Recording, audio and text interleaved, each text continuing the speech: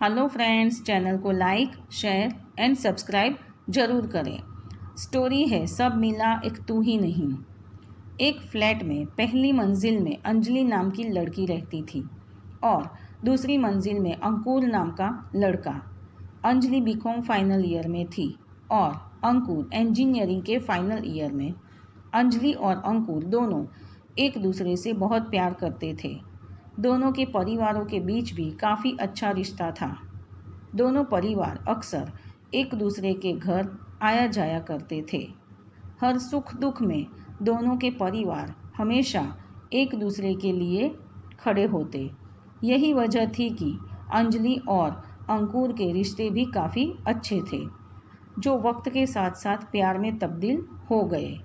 अंकुर अक्सर किसी भी चीज़ के बहाने अंजलि के घर आया करता, तो वही अंजलि भी अंकुर की भाभी से मिलने के बहाने उनके घर चले जाती थी। दोनों के प्यार का सिलसिला ऐसे ही चलता रहा। एक दिन अंजलि का बड़ा भाई अंकुर के घर से लौटते हुए सीढ़ियों से उतर रहा था। तभी अचानक उसे एक पेपर नीचे गिरा दिखा। उसने उसे उठा लिया, लेकिन जब अंजलि के भाई ने उस पेपर को खोला और उसमें जो लिखा था उसे पढ़ा तो उसके होश ही उड़ गए और वो गुस्से से लाल हो गया। घर आते ही सबसे पहले उसने अंजलि और अपने माँ पापा को बुलाया। माँ के हाथ में वो पेपर देते हुए उसने अंजलि को एक चांटा मारा। वो पेपर पढ़ जैसे उसके माँ पापा के भी होश उड़ गए। उसके बाद अंजलि की माँ ने भी उसे चांटा मारा और बोला, कलमुही, हमने इसलिए तुम्हें इतनी आज़ादी दे रखी है, पढ़ाई के बदले यही करती है तू।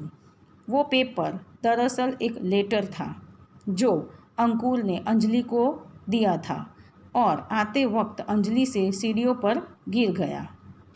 फिर क्या था, दोनों परिवारों में भी दूरियां आ गई, लेकिन अंकुर और अंजलि का प्यार कहाँ कम होने वाला था। दोनों कॉलेज के बहाने अब घर से बाहर मिलने लगे। ऐसा लगता मानो अब दोनों ज़्यादा आज़ाद हो गए हो। दोनों कभी रेस्टोरेंट जाते तो कभी पार्क। धीरे धीरे दोनों में प्यार भी बढ़ा और तकरार भी। देखते ही देखते अंकुर ने अपनी इंजीनियरिंग पूरी कर ली और अब वो जॉब के लिए शहर से बाहर जाने लगा। अंकुर के चले जाने के नाम से ही अंजलि बहुत अपसेट हो गई थी, लेकिन आखिरकार एक दिन अंकुर चला गया।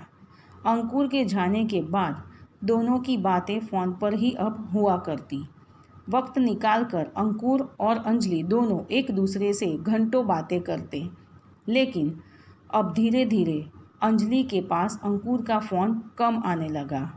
अंजलि फ़ोन करती तो वो कभी रिसीव करके ये बोल देता कि मैं बिज़ी हूँ, तो कभी फ़ोन रिसीव ही नहीं करता।